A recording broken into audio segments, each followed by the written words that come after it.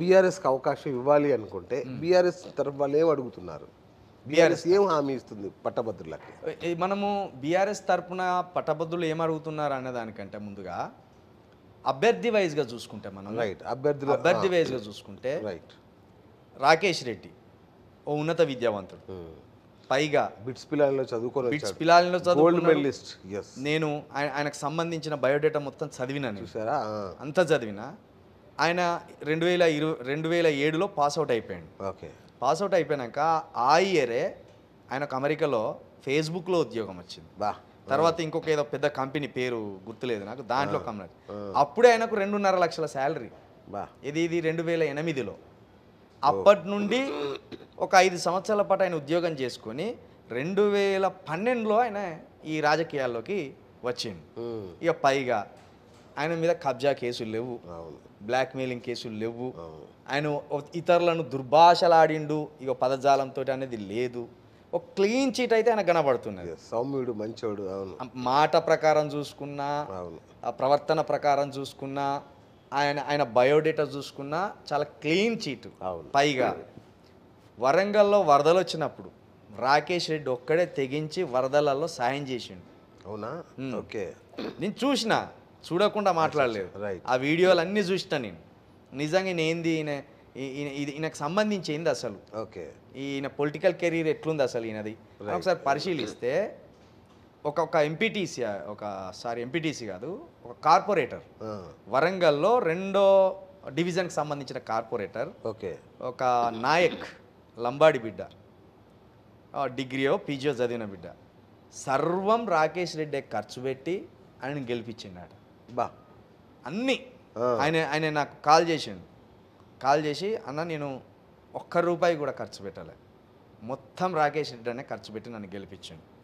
పైగా అసలు నేను కార్పొరేటర్ రైతనా అనుకున్నా, కానీ నన్ను కార్పొరేటర్ చేసి బీజేపీ తరపున కార్పొరేటర్ చేసి నన్ను వరంగల్లో కూర్చోబెట్టిండు అన్నాడు.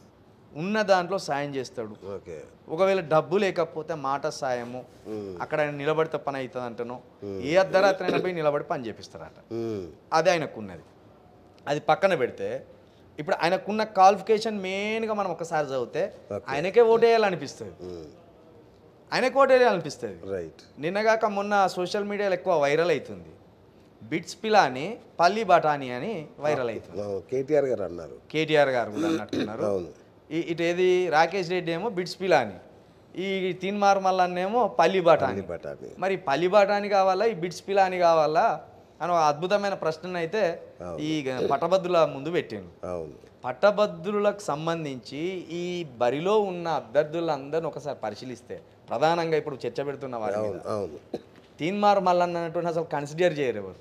అవునా? తీసుకపోయి బయటపడేసుడే. ఓకే. నువ్వు వేయాలనుకుంటే రాకేష్ రెడ్డికి వేయాలి. ఓకే. రాకేష్ రెడ్డి కాదనుకుంటే ఒక పోరాటం చేసేటోడు, ప్రజల వైపు ఉండి ప్రశ్నించేటోడు బక్క జెడ్సన్కి వేయాలి. బక్క జెడ్సన్ కాదనుకుంటే నువ్వేం చేయాలి, కొంచెం కోచింగ్ సెంటర్లలో తక్కువ ఫీజులకో ఎక్కువ ఫీజులకో ఏదో చేసిండు అశోక్ వేయాలి. నువ్వు ఏం చేసిండని తీన్మార్ మల్లన్నకి వేయాలి ఓటు. ఏది స్టేజ్ ముందర నిలబడి, స్క్రీన్ ముందర నిలబడి వాళ్ళ వీళ్ళ అనుకుంటే ఇష్టం ఉన్నట్టు దుర్భాషలు ఆడినందుకు వేయాలా నీకు? లేకపోతే నీ మీద అయినా 56 కేసులు ప్రజల తరపున నిలబడి కొట్లాడినందుకైనా అవి ఏం చూసేయాలి నీకు? మంచి ప్రవర్తన ఉన్నదని చూసేయాలా, మంచి చదువు ఉన్నదని చూసేయాలా, మంచి మాటకారితనం ఉన్నదని చూసేయాలా, లేకపోతే ఆపదలో వచ్చి ఆదుకునేటోడు అని చూసేయాలా? నువ్వే మందిని బుచ్చం అడిగినోనివి, ఆ బుచ్చం పైసలలో ఇంత అంత ఇచ్చి నేను సాయం చేసింది అని చెప్పుకుంటాడు. ఏమంటాడు? తీన్మార్ మల్లన్న ఒకరిని అడిగేటోడా, తీన్మార్ మల్లన్న తిరిగి ఇచ్చేటోడని వీడియో చూపెడితే నీ సిగ్గే పోతుంది. అన్న దయచేసి ₹5 వేయండి అన్న మీ షాయ పైసలు అన్నోనివి, మళ్ళీ తిరిగి ఇచ్చుడేంది? నువ్వు అడుక్కునే ఉన్నాయి నీ దగ్గర, ఆస్తులు కావచ్చు, అంతస్తులు కావచ్చు, కార్లు కావచ్చు, ఎవ్రీథింగ్ ప్రజల దగ్గర నుంచి అడుక్కున్న సొమ్మే నీ దగ్గర ఉన్నది. నువ్వు చెమటోడ్చి, కట్టెలు కొట్టి, బండ కొట్టి, తట్టెత్తి సంపాదించిన పైసలు కాదు. నీ కుటుంబ పరిస్థితి ఎంత, నువ్వెంత, ఇప్పుడు ఇక్కడ దాకా ఎట్లొచ్చినావు? జోలబట్టి అడుక్కునే నువ్వు, మళ్ళీ పైగా నేను ఇస్తున్నాను ఎప్పుడు అనకూడదు నువ్వు. ప్రజల వైపున నీకెప్పుడు ఏముండాలి? తల వంచుకొని పోయే గుణం ఉండాలి. ఎందుకంటే నువ్వు అంత దోపిడీ చేసినావు. ప్రజల దగ్గర నుండి నమ్మించి వంచించి చేసినావు. రైట్ అన్న. గతంలో పోయినసారి పల్లారాజేశ్వర రెడ్డి గారు గెలిచినప్పుడు దాదాపు 8 లక్షల ఓట్లు ఉండే. ఈసారి 4 లక్షల చిల్లర 4,60,000 చిల్లర ఉన్నాయి. ఈ తగ్గుదల అనేది ఎవరికి నష్టం? ఇది ఎట్లా ఓవరాల్గా ఎలా ప్రభావితం చూపిస్తుంది? అయితే ఇది ఉప ఎన్నిక కాబట్టి అన్న ఓటు రిజిస్ట్రేషన్ చేయడంలో అన్ని పార్టీలు నిర్లక్ష్యం వహించినాయి.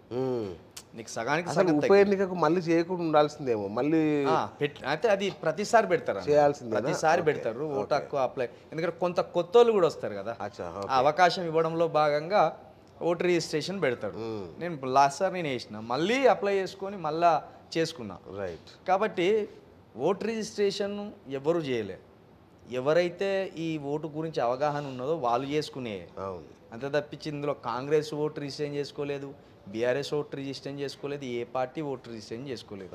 ఈ ఓట్లు కూడా పార్టీలకు సంబంధించిన కార్యకర్తలకు సంబంధించిన ఓట్లు కాదు ఇవి. ఓకే. పట్టభద్రులు, ఒకడు హైదరాబాద్లో ఉద్యోగం చేస్తాడు, ఒకడు బెంగళూరులో చేస్తాడు, ఒకడు విదేశాలలోనే ఉంటాడు. కాబట్టి ఆసక్తితోటి ఇవ్వాల్సిందే వాళ్ళు. ఒకడు మంచోడు ఉండాలిరా, పట్టభద్రుల తరపున మాట్లాడేటోడు, సబ్జెక్ట్ ఉన్నోడు ఉండాలి అనుకొని వాళ్ళ అవగాహనతోటి ఇవ్వాల్సిన ఓట్లు. కాబట్టి ఇది ఎవరికి మైనస్ అవుతుందని కూడా చెప్పలేము మనం. ఓకే. కాకపోతే దీంట్లో పట్టభద్రులు కూడా కొంత కలుషితం అవుతాను. అవునా? ఇప్పుడు ఈ ఎన్నికలకు కూడా పైసలు పంచేదాకా వచ్చింది కథ. బా. ఇప్పుడు దీని కూడా ఎన్ని పంచాలి? పంచితే 4,60,000 మందికి, అంతమందికి పంచారు కానీ ఎవడో 2.5 లక్షల మందికో 3 లక్షల మందికో పంచుతారు. ఇప్పుడు దగ్గర దగ్గర తిన్మార్మల్లని ఒక 70 కోట్ల దాకా పెట్టాలనుకుంటాడట. 70 కోట్లు. ఇప్పటికే ఈయన ప్రచారం ఖర్చులకు సంబంధించి 5 నుండి 10 కోట్ల మధ్య ఒడిచినాయి అట ప్రచారాన్ని. 5 నుండి 10 కోట్లు ఒడిచినాయి. నువ్వు ఎక్కడ చూడు మంది మార్పాలని వేసుకొని పోతున్నావు కదా. అంతెందుకైనా నామినేషన్ వేసిన ఒక్క రోజే 2 కోట్ల రూపాయలు ఖర్చు పెట్టింది. భువనగిరి ఫ్లైఓవర్ ఉంది కదా, అవును, దగ్గర 500 కార్లు. బా.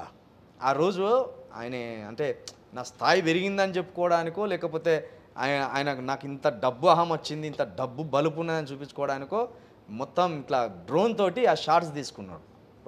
ఎక్కడికక్కడ 1.5 కిలోమీటర్తోటి వాహనాలు కనబడ్డాయి. నువ్వు ఒక్క కారుకు కనీసం 2,000 రూపాయలు వేసుకున్నా ఎన్ని వేలు కావాలి? 500-600 కార్లతోటి, పైగా కారుకు 3-4 మంది వేసుకున్నా వాళ్ళకు మందో విందో ఏదోటి పోపించటమే కదా. మరి పోయినసారి ఇవన్నీ చేసినావా? ఇవన్నీ చేయకుండానే అప్పుడున్న అధికార పార్టీకి సంబంధించిన అభ్యర్థికి ముచ్చెమటలు పట్టించినాం కదా. 1,00,000 ఓట్లే వచ్చినాయి కదా. కాదా మరి? ఇప్పుడు దానికి దీనికి తేడా చూసుకుంటే నువ్వు ఓడిపోతున్నట్ట గెలుస్తున్నట్ట, నీ వాదం ఓడిపోతున్నట్ట గెలుస్తున్నట్ట, నువ్వు చెప్పిన మాటల నుండి వైదొలిగినట్ట నిలబడ్డట్ట. ఆ రోజు పల్లారాజేశ్వరని ఏమన్నావు? నన్ను ఒక్కడిని ఓడగొట్టడానికి 100 కోట్లు ఖర్చు పెడుతున్నావు పల్లారాజేశ్వర రెడ్డి, పట్టభద్రులారా చూడుర్రి నన్ను ఒక్కడిని ఓడగొట్టడానికి అంటాను. ఇప్పుడు అవతల ఉన్న వాళ్ళని ఓడగొట్టడానికి నువ్వు గదే 100 కోట్లు ఖర్చు పెడతావు కదా. మరి ఎక్కడ 100 కోట్లు ఉన్నాయా మనోడి దగ్గర? 100 ఏందన్నా? ఒక సామ్రాజ్యాన్ని స్థాపించుకున్నాడు. ఓకే, ఒక సామ్రాజ్యాన్ని స్థాపించుకున్నాడు. కబ్జాలు చేస్తాడు, అవసరమైతే మర్డర్లు కూడా చేస్తారు రేపటికల్లా. కబ్జాలు చేస్తాడు, సెటిల్మెంట్లు చేస్తాడు, దందాలు చేస్తాడు. ఆయన ఏలు పెట్టంది ఏది లేదన్నా. ఇదే రేవంత్ రెడ్డి గారి ప్రభుత్వం వచ్చినాక భూబాధితులకు సంబంధించి కొన్ని ఇష్యూలు ఉంటాయి కదా, ఒక 200 ఫైల్స్ తీసుకొని రేవంత్ రెడ్డి మన దగ్గరోడని ఒక్కొక్క ఫైల్కి 50 లక్షల రూపాయలు మాట్లాడుకొని ప్రభుత్వంలో ఉన్న పెద్దలకు కొంత, ఈయనకు కొంత అన్నట్టు మాట్లాడుకుంటే ఇది కాస్త ముఖ్యమంత్రి గారికి తెలవడం వల్ల ఆ ఫైల్స్ అన్ని పక్కన పెట్టినట్టు ఒక సమాచారం అయితే మనకున్నది. అట్లా ప్రతిదీ అంతెందుకన్నా, ఇప్పుడు వాళ్ళ భార్య ఉన్నది కదా, డిప్యుటేషన్ అనేది లేదు. డిప్యుటేషన్ అనేది ఇంతవరకు జరగలే ఈ ప్రభుత్వం వచ్చినాక. వాళ్ళ భార్యది ఒక్కటే డిప్యుటేషన్ వేయించుకున్నాడు కదా. ఎక్కడ యాదాద్రి భువనగిరిలో ఉండే వాళ్ళ భార్య తీసుకొచ్చి నాగోల్ స్కూల్లో వేయించుకున్నాడు. ఇదేంటి అక్రమం కాదా? మళ్ళీ తీన్మారు మల్లన్న నిజాయితీ పరుడు. ఎక్కడ నిజాయితీ? అయిపోయింది నీ సబ్జెక్టే ఒడిచిన ముచ్చట. నువ్వు ఎన్ని మాటలు మాట్లాడినావు అన్నిటి నుండి నువ్వు వైదొలిగినావు. ఒక్కొక్కటి ఇప్పుడు అన్నీ తీసుకుంటే నీ అంత అవినీతిపరుడు కానీ, నీ అంత అక్రమార్కుడు కానీ, అబద్ధాల కోరు కానీ ఇంకొకరు లేడు రాష్ట్రంలో.